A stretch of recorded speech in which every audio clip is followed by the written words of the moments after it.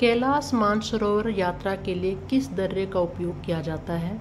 तो ये लिपुलेख दर्रे का प्रयोग किया जाता है कैलाश मानसरोवर यात्रा हेतु। हिंदू धर्म के अनुसार झील सबसे पहले जो है भगवान ब्रह्मा के दिमाग में बनी थी। इसके बाद यह पृथ्वी जैसे कि कैलाश पर्वत पर यह प्रकट हुई। ठीक है, तो क्वेश्चन बनता है यहाँ पर अक्सर कैलाश सरोवर यात्रा के लिए किस दर्रे का प्रयोग किया जाता है? तो लिपुलेख दर्रे का प्रयोग किया जाता है।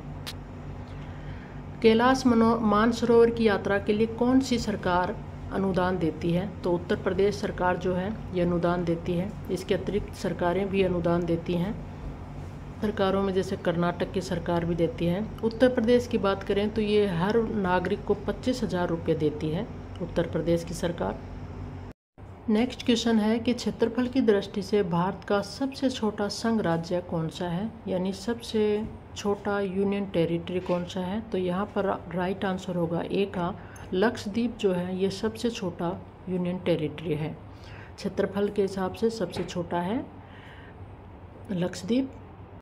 इसका कुल क्षेत्रफल जो है 32 वर्ग किलोमीटर है। लक्षद्वीप अरब सागर में स्थित है और इसमें 36 द्वीप हैं।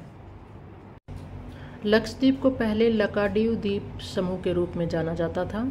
मलयालम और संस्कृत में लक्षद्वीप का मतलब जो है 100,000 द्वीप होता है। 100,000 द्वीप कहलाता था, मतलब होता है इसका लक्षद्वीप का। भारत का सबसे बड़ा राज्य जो है वो राजस्थान है। और छोटे की बात करें राज्य की तो वो गोवा है। गोवा का कुल क्षेत्रफल है 3,702 वर्ग किलोमीटर और यूनियन टेरिटरी में सबसे छोटा है लक्षद्वीप।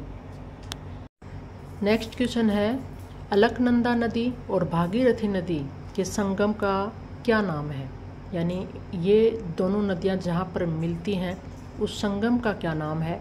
तो यहाँ पर राइट आंसर होगा सी का, वो है देवप्रयाग। अलकनंदा और भागीरथी नदियों के संगम का नाम जो है वो है देवप्रयाग। देवप्रयाग जो है उत्तराखंड के टिहरी गढ़वाल जिले में है। यह नई टिहरी शहर के पास स्थित है। देवप्रयाग में ही अलकनंदा और भागीरथी नदियों का संगम होता है और इसके बाद दोनों नदियों को गंगा के नाम से जाना जाता है। नेक्स्ट क्वेश्चन है कि निम्नलिखित में से कौन सा राज्य पूर्वोत्तर की 7 बहनों का सदस्य है? तो कौन सा राज्य है जो पूर्वोत्तर की 7 बहनों का सदस्य है? तो यहाँ पर राइट आंसर होगा सी का त्रिपुरा। भारत के पूर्वोत्तर में स्थित 7 राज्यों को 7 बहनें कहा जाता है। इनमें 7 राज्य कौन कौन से हैं? अरुणाचल प्रदेश, असम, मणिपुर, मिजोरम, मेघालय, नागालैंड और त्रिपुरा। ये 7 बहनों के नाम से जाने जाते हैं ये राज्य। इन राज्यों को अनदेखा स्वर्ग के नाम से भी जाना जाता है।